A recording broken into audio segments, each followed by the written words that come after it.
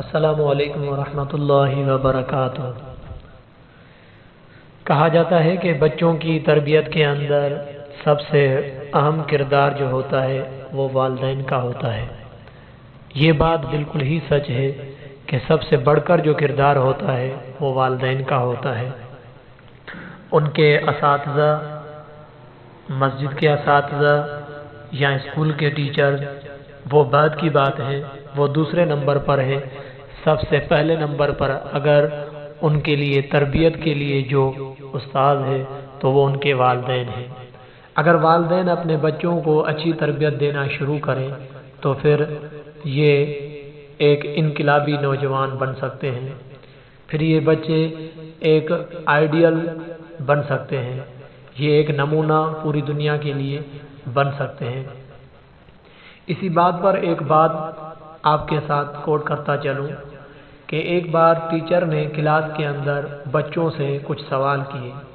جن میں سے ایک سوال یہ بھی تھا کہ بچوں یہ بتائیے کہ تم میں سے ہر ایک بڑا ہو کر کیا بنے گا، کس کی کیا سوچ ہے، کس کی کیا سوچ ہے۔ ہر ایک ہاتھ اٹھا کر ترتیب وار نمبر وار بتائیں کہ تم آگے چل کر مستقبل میں چل کر آپ کیا بنو گے۔ ہر ایک اپنا اپنا رائے دیں۔ تو کسی نے کہا کہ میں بڑا پائلٹ بنوں گا، کسی نے کہا کہ میں بڑا فوجی افسر بنوں گا، کسی نے کہا کہ میں کیا بنوں گا، کسی نے کہا کہ میں کیا بنوں گا۔ لیکن ان میں سے ایک ننھا سا معصوم بچہ جس نے ایک عجیب سا جواب دیا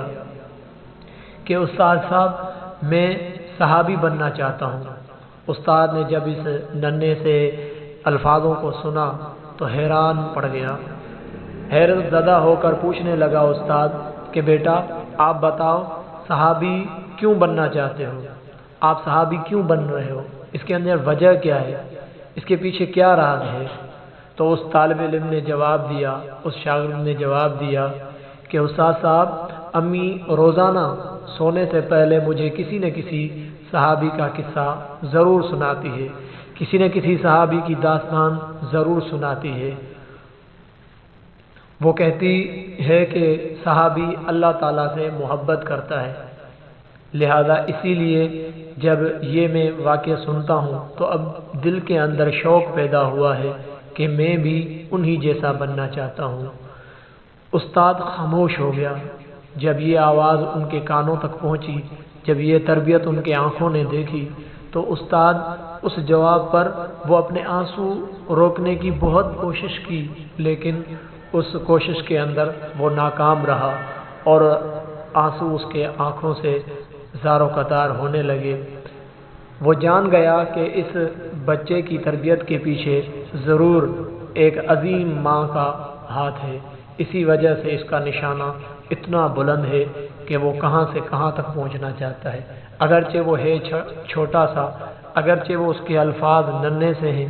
لیکن ان کا مقصد بہت ہی بڑا ہے۔ تو میرے دوستو اگر ہم بھی ایسی تربیت اپنے بچوں کی کریں کہ جن کی سوچ بڑی ہو تو انشاءاللہ آگے چل کر یہ ہمارے بچے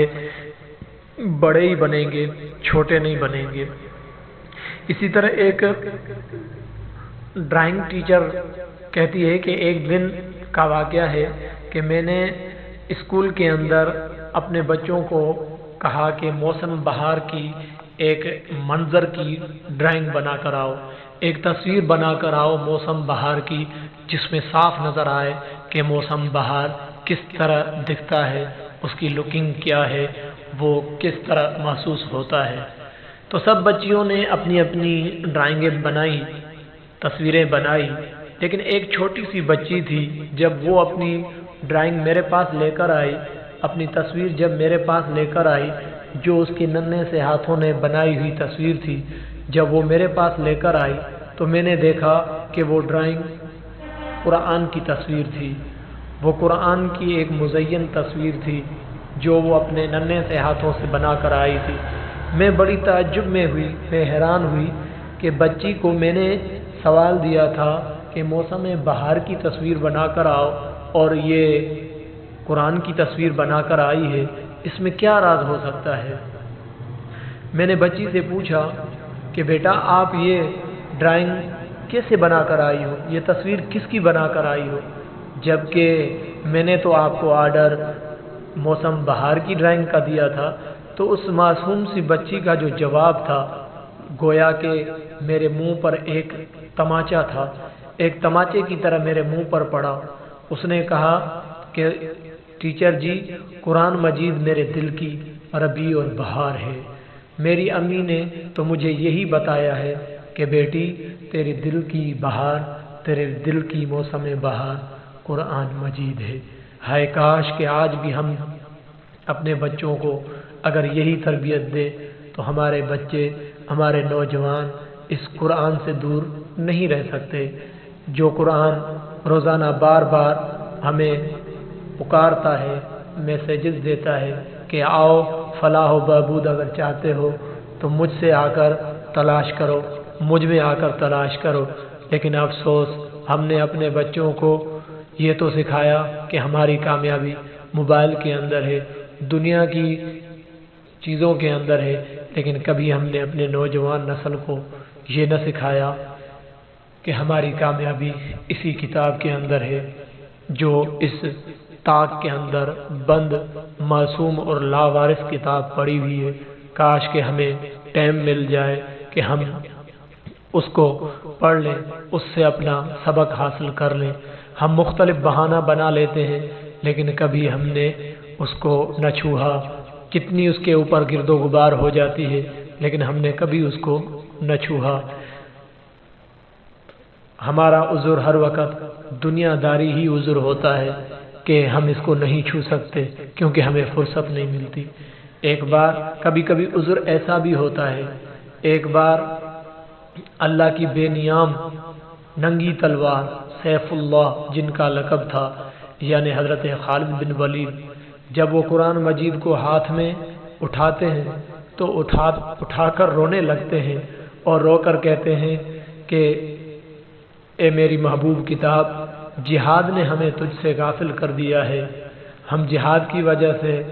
تیری تلاوت بھی کر نہیں سکتے، ہم تجھے ٹائم بھی نہیں دے سکتے۔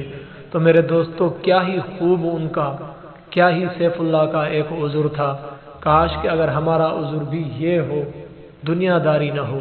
اللہ رب العزت سے دعا ہے کہ ہمیں بھی ایک اچھی تربیت حاصل ہو، ہم اپنے بچوں کے اندر بھی اچھی تربیت کو فروغ دیں۔